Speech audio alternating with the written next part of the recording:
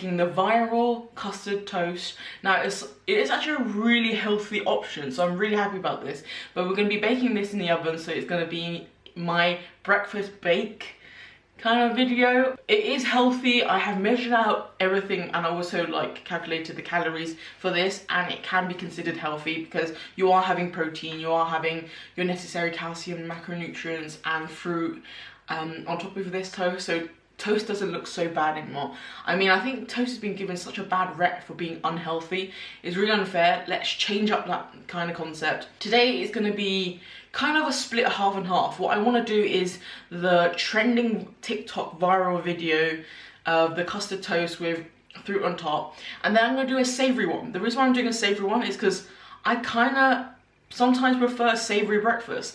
Now, I'm not going to lie, when I tried it the first time, it was a bit of a dessert breakfast, which really took me to a surprise, but it's actually really delicious and very filling. So actually, I'm quite happy about this option because it's quick to make. It's something you can have on any ordinary day because you'll have the ingredients in your fridge at any time. But also, like, it's one of those things that you don't necessarily need to think about it too much. It's like a cooked breakfast. You need like loads of ingredients and loads of components you need it. Here, it's just a couple of ingredients. So I've got a healthy version of white bread.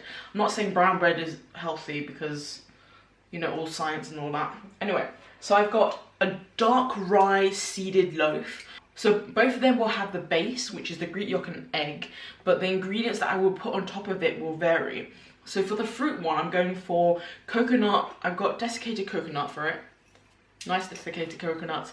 And some frozen blueberries. Now you can use fresh blueberries. You can use frozen other fruits as well. You can use bananas if you wanted a more like a banana custard kind of vibe.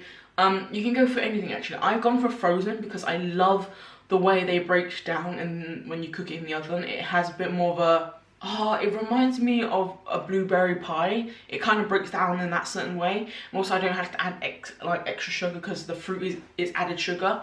But I will add a little bit of honey just to sweeten up the custard because I'm using a natural Greek yogurt.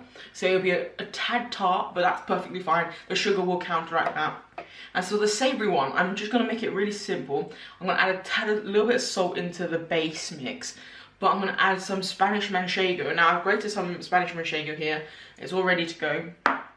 But I want to see how well they like compare. Because I really do like a sweet breakfast. But sometimes you have that urge to do a savoury one. And I'm really interested to do a savoury one. But so, let's crack on then. Also, your measurement really doesn't really matter. It's a very eyeballing kind of breakfast. Before you do this, please preset the oven at 180 degrees. It warms up for you to put your toast in and enjoy. So, start by mixing your 1 egg to 2 tablespoons of Greek yogurt. If your Greek yogurt is really runny, then make it only 1.5, if not 1 tablespoon. I am aware that mine was a little bit runny, but actually the egg thickened it, so I'm not too worried, and it will obviously thicken in the oven when it cooks up. So with the mixture, add 1 tablespoon of honey. You can use other kind of sugars. You can use normal or algava. Is that the word? No. Make sure you stir that in properly because it doesn't necessarily dissolve. And then you can add in anything you like. Now you can add any spices like cinnamon or vanilla, anything like that, because by this point it's very much up to you and what you prefer. But I've got some blueberries and some desiccated coconut for the sweet fruit one, and for the other one I've put the manchego on top. You can also add like other ingredients. If you wanted a peanut butter custard one, you can do.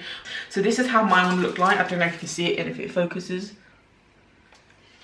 But it's ready to go into the oven for 180 degrees for about 8 to 10 minutes. And if your oven is weaker, go for about 12 minutes. But basically until the actual like custard browns, and also like the fruit has now like been broken down and disintegrated into like a mush mess kind of thing. The cheese should also brown as well. Let me know down in the comments down below what you have added onto your toast and what kind of magical creations you've made. But before we crack on with our custard toast, please, as always, like, comment and subscribe. Click on my ding-a-ling, you know, click on the bell. I want to see more of you in. I know a lot of you people watch my videos but just don't subscribe. Watch some of my old content, you know, tell me where I can improve, tell me what things you want me to bake or try, and also like what content you're doing. I'm so open and flexible with ideas. Obviously I'm still learning, I'm still on the kind of 101 day where like I'm still learning everything, and let's crack on.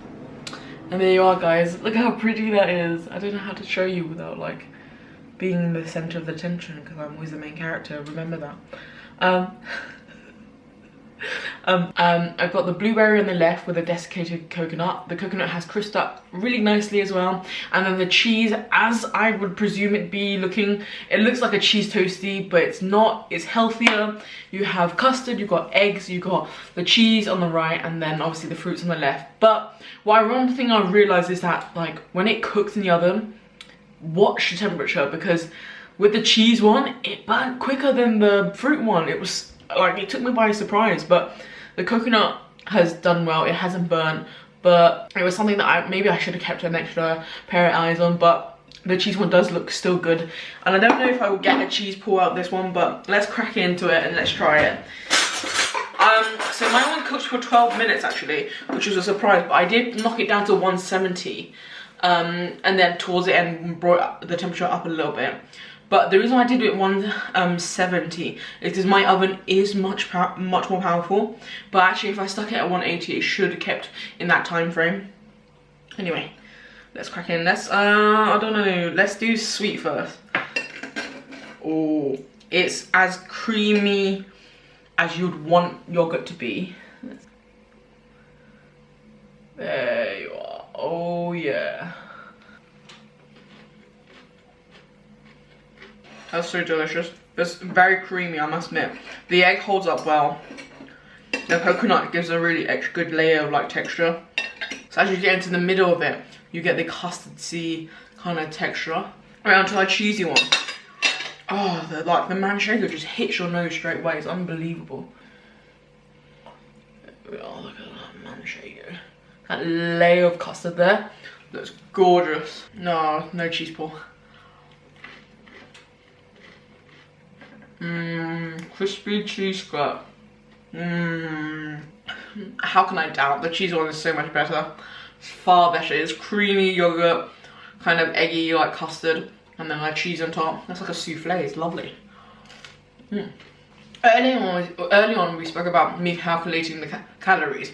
So this is a rough estimate, obviously. The calories in the bread will vary, the calories and size of the egg will vary, the yogurts you use will vary, how much cheese in your fruit will vary, but on an estimate for both of those things we had today, both combined, if I had both the sweet and the savoury right now, would be a 520 calories altogether. Now, I will say this, I'm using an app for this, and so therefore the calorie count may be very inaccurate, first and foremost. Secondly, it's a very filling breakfast, so in fact, even if I had one, I'll be very satisfied. If you are trying to hit a higher calorie intake, the savoury one is far more calorie dense than the fruit one, just because, yes, okay, cheese and the fat, combined can be very calorie dense, but with the combination of both, it hits around about 500 calories there or thereabouts. So if you're looking for a really healthy breakfast option, one that you love bread and you're not going to get rid of the bread option like me, then definitely this is one for you. Secondly, if you've got like eggs and like yogurt laying around, it's such a great option. You should try it at home. Definitely worthy of the trend. It's so delicious.